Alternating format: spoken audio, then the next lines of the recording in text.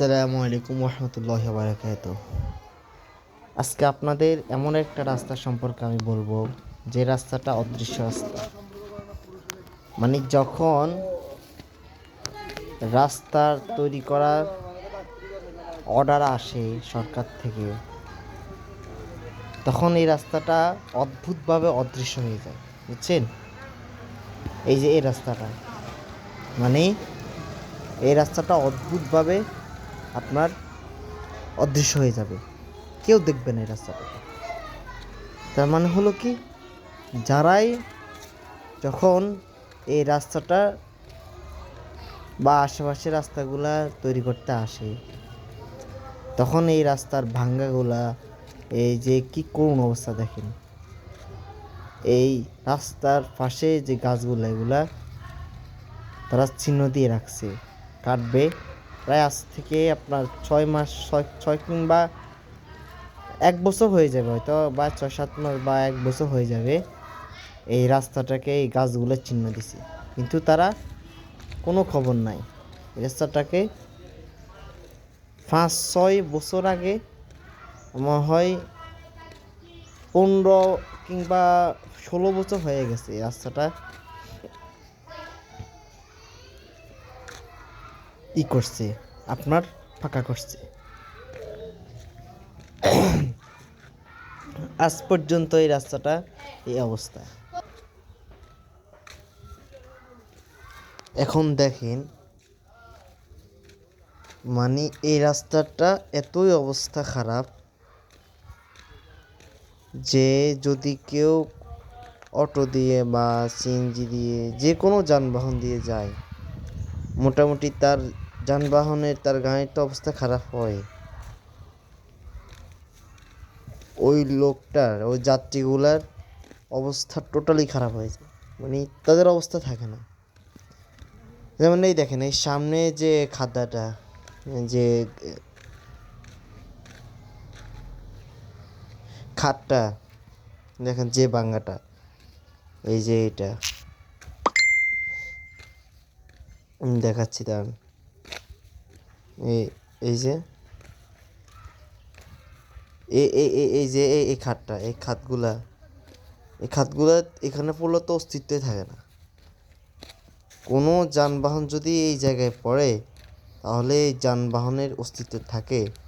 এই দেখেন কত বড় খাত, ওই পাশে দেখেন আরেকটা।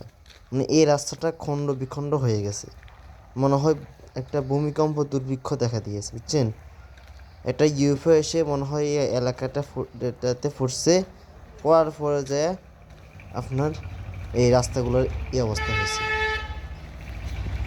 বড় কোনো ট্রাক্টর বা বড় কোনো ট্রলি এগুলা এসে তারপরে আপনার রাস্তাগুলো নষ্ট করে, বুঝছেন? আমার যা মনে হয়, মানে এই রাস্তাটা আপনার আজকে 10-12 বছর হয়ে গেছে। এই রাস্তাটা তাহলে এই অবস্থা থাকবে কেন? এটা তো শুরু হয়েছে, এই রাস্তাটা দিয়ে আপনার অনেক মানুষ যাতায়াত করে, অনেক গাড়ি যাতায়াত করে। এটা আপনার গ্রামের রাস্তা বা এটা চিপা রাস্তা হলেও এই রাস্তাটা তো গাড়ি যাতায়াত তো করে, অন্তত গাড়ি যাতায়াত করা হিসেবে তো এই রাস্তাটা মেরামত করা দরকার। এই যে এই যে খাদ্যগুলো কত বড় দেখেন, এখানে মাটি আর দিয়ে পুড়ে গেছে, কিন্তু এখানে দেখেন খাদাটা কত বড় দেখেন। এখানে একটা গাড়ি পড়লে ধপাস করে যে আওয়াজ হয়, এই আওয়াজটায় আপনার যাত্রীগুলা কেমনে যাতায়াত করবে বলেন? এই রাস্তাটা আপনারা, যারা এই রাস্তাটা আপনার কাজ করতে যাতে অর্ডার দেওয়া হয়, তারা এই রাস্তাটা ভালো মতো করে না, পুরুত্ব ভালো মতন দেয় না।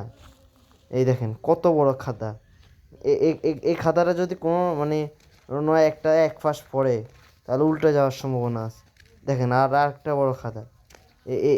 এইগুলো এইগুলো খাদা, এগুলো যদি একটা গাড়ি পড়ে, কী রকম লেভেলে নাচ নাচ হয়, পুরো বুড়ি নিয়ে যায়, বুঝছেন? এই যে খাদাটা প্রত্যেকটা জায়গায় খণ্ড বিখণ্ড হয়ে গেছে।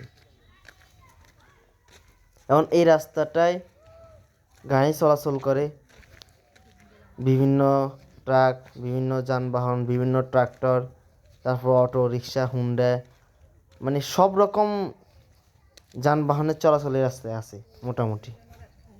কিন্তু দেখেন রাস্তাটার অবস্থা কি, এটা কেউ রাস্তা বলে?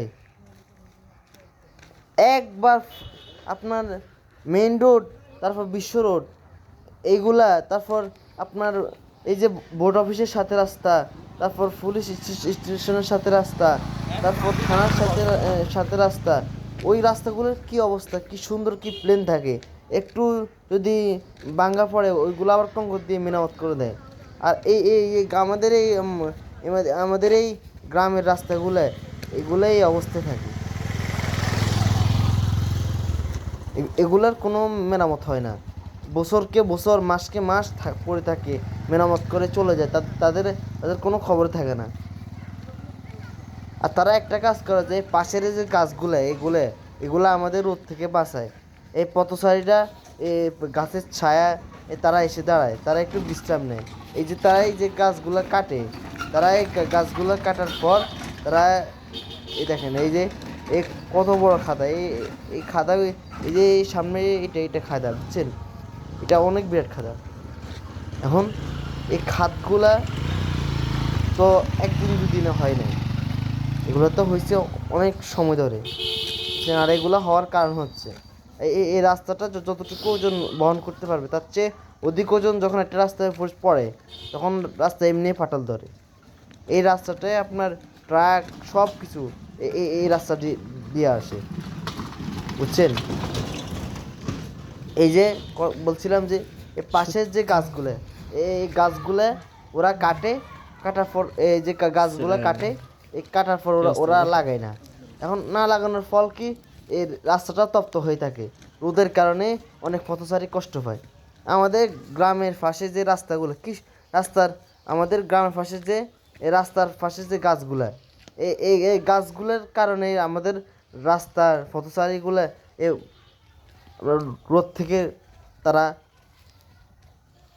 বাঁচে, তারা তারা রোদ থেকে একটু আরাম পায়। এখন আপনারা যদি দেখেন, আপনারা যদি একটা বিবেক সম্পন্ন মানুষ হইতেন, আপনারা এই গাছগুলো কাটার পরে আপনারা গাছগুলো লাগাইতেন।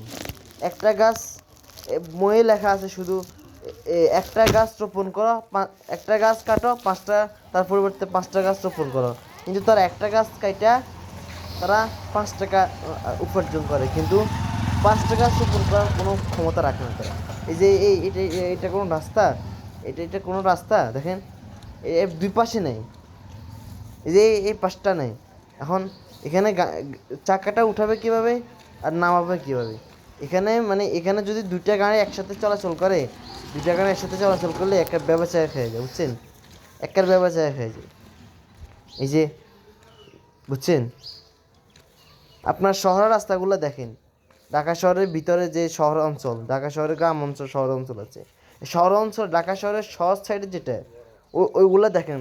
আর রাস্তাগুলো শীতকালেও তপ্ত থাকে, গরম থাকে, কেন? গাছ থাকে না, রাস্তার পাশে গাছ থাকে না, সেই জন্য রাস্তাগুলো কী থাকে, তপ্ত থাকে, উত্তপ্ত থাকে। এখানে রাস্তার পাশে থাক দূরের কথা, কিনারেও আপনার রাস্তার তো দাঁড়ানো যায় না গরমের কারণে। কিন্তু আমাদের এই যে গ্রামের পাশের রাস্তায় যে রাস্তার পাশে গাছ থাকে, এই গাছগুলো থাকার কারণে আমাদের রাস্তায় চলাচল করতে সুবিধা হয়। অনেক রোদ থাকার পরেও রাস্তায় থাকে, ছায়া থাকে, গাছের ছায়া থাকে। এই গাছগুলো যদি কাটা হয় তাহলে রাস্তার সৌন্দর্য তো নষ্ট হয়, কিন্তু আপনার এই যে রোদের কারণে মানুষের মাথার উপরে একদম আপনার গরম হয়ে যায়। অনেকজন তো রাস্তার উপরে শুয়ে পড়ে, মাথা ঘুরায়, মাথা ঘুরানোর কারণে অনেকজন রাস্তায় শুয়ে পড়ে। কারণ এই দেখেন এখানে যে বিরাট বড় খাদা, এগুলো খাদা, বুঝছেন? এগুলো অনেক বড় খাদা।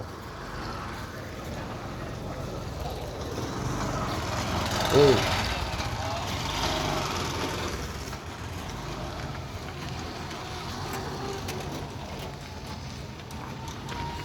এই দেখেন কত কীভাবে ঝুলতেছে, একটা অটো রিক্সা এইভাবে যদি ঝুলে, তাহলে পিছনে যে যাত্রীগুলো বসছে, এই যাত্রীগুলোর কী অবস্থা হয়? এই যদি ফুল লোড একটা অটো যদি ফুল লোড নিয়ে আসে তাহলে তাহলে কি অবস্থা হয়ে যাবে। সামনে তো আরও আছে, এটা তো কিছুই না, সামনে তো আরও আছে। এই দেখেন এই যে এই পাশে খাতাগুলো, এই দুই পাশে খাতা, যখন দুই পাশে খাতা থাকে, এই নিচ খাতা থাকে, যেন এই পাশে এতটুকু খাতা, ওই পাশে অতটুকু খাতা, এই খাতাটা পাড়ি দেওয়ার পর ওই খাতাটা যখন যাবে তখন গাড়িটা এই পাশ ওপাশ করবে, ঢুলবে একটা, মানে কত বড় খাতা দেখেন। এখানে যদি একটা চাকা পড়ে কি রকম আপনার আওয়াজ করবে আর কি রকম শব্দ করবে, সেটা ভাবতেও অবাক লাগে, বুঝছেন। এটা রাস্তা নাকি রাস্তার, দেখেন এই রাস্তাটা পুরুত্ব দেখেন, একদম পাতলা, বুঝছেন, একদম পাতলা। এই রাস্তাটা যদি কখনো কখনো যদি মোটা করে করতো তাহলে রাস্তাটা আজ পর্যন্ত ভালো থাকতো।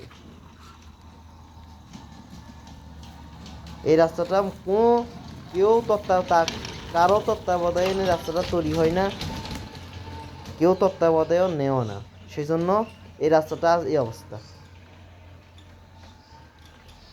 আসলে আমরা মাছে ভাতে বাঙালি তো এই মাছে ভাতে বাঙালির কারণে আজ আমাদের এই দুরবস্থা।